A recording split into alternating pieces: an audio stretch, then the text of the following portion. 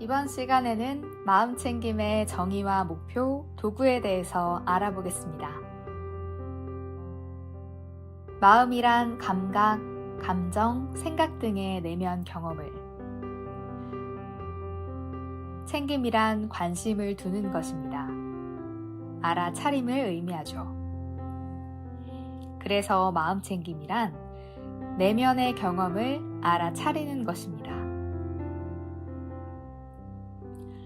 평소 우리의 주의는 외부의 어떤 대상을 향하는데요. 이런 외부로 향하는 주의를 내면으로 돌리는 것이 마음챙김입니다. 좀 더 구체적으로 설명하면 감각, 감정, 생각이 일어나고 변화하여 사라지는 일련의 과정을 알아차린다는 의미로 마음을 다루는 방법, 기술이라 할 수 있습니다. 우리는 보통 생각과 감정을 자기라고 여깁니다. 자신과 생각, 감정을 동일시하는데요.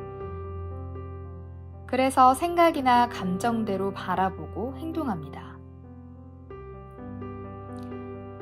하지만 알아차림이 깊어지면 생각과 감정은 나타났다 사라지는 구름처럼 고정된 실체가 없다는 것을 알게 됩니다.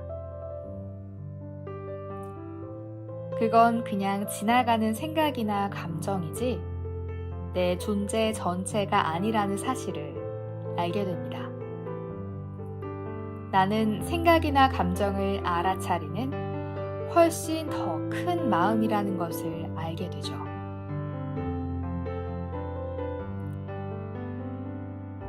그래서 생각과 감정에 휘둘리지 않게 됩니다.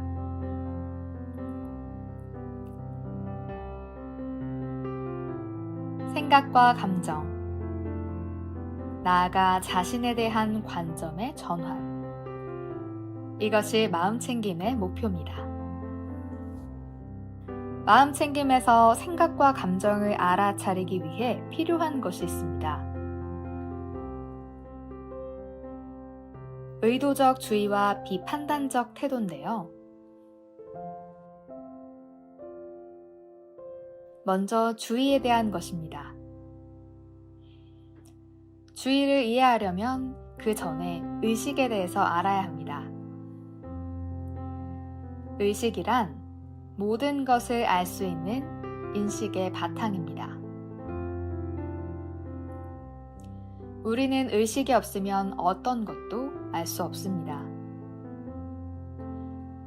의식이 있어야 감각, 욕구, 의지, 감정과 생각 등 모든 것을 알 수 있게 됩니다.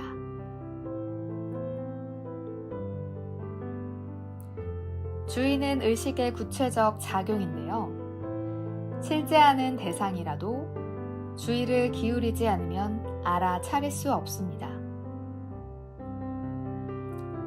감정에 주의를 기울여야 감정을 인식할 수 있듯이 주의의 대상이 되어야 경험할 수 있습니다.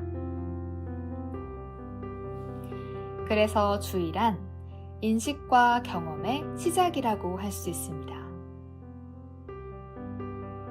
그리고 주의가 깊어지면 대상에 대한 인식도 깊어집니다. 감정에 더 주의를 기울이면 감정은 우리의 본질이 아니라 우리가 느끼는 현상이라는 것을 알게 됩니다.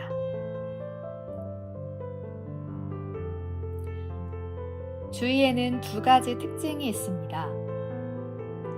첫 번째는 앞서 살펴본 것처럼 대상에 주의를 기울여야 경험을 알아차릴 수 있다는 것입니다. 두 번째는 의도성과 자동성이 함께 포함된 반자동적 특징을 가지고 있는 것인데요. 자동성이란 관심이 있거나 자극이 강한 쪽으로 주의가 쏠린다는 것을 말합니다. 의도성은 이런 자동적 쏠림이 아니라 내가 선택한 대상에 주의를 기울이는 것입니다. 주의는 이러한 두 가지 특징을 동시에 가지고 있어 반자동성이 있다라고 합니다. 그리고 의도적 주의는 훈련을 통해 강화될 수 있습니다. 연습을 통해 내가 선택한 대상에 주의를 기울이는 집중력이 향상될 수 있는 것입니다. 마음챙김에서 사용하는 주의력은 의도적 주의입니다. 마음챙김은 자동적 쏠림이 아닌 내가 선택한 대상에 주의를 기울여 알아차리는 것이기 때문입니다. 훈련된 의도적 주의는 마음챙김 명상의 첫 번째 도구가 됩니다. 다음은 두 번째 도구인 비판단적 태도입니다. 비판단적 태도는 말 그대로 감각, 감정, 생각 등에 대해 좋다, 싫다, 혹은 옳다, 그르다 등의 판단을 내려놓는 것입니다. 있는 그대로를 받아들이고 수용하는 태도입니다. 우리는 너무나 자연스럽게 그리고 자신도 모르게 어떤 기준을 가지고 대상을 대하기 때문에 비판단적 태도는 대상을 있는 그대로 알아차리는 마음챙김의 중요한 도구가 됩니다. 오늘은 마음챙김의 정의와 목표, 그리고 도구에 대해서 알아봤습니다. 이어서 다양한 명상에 대한 내용으로 찾아뵙겠습니다.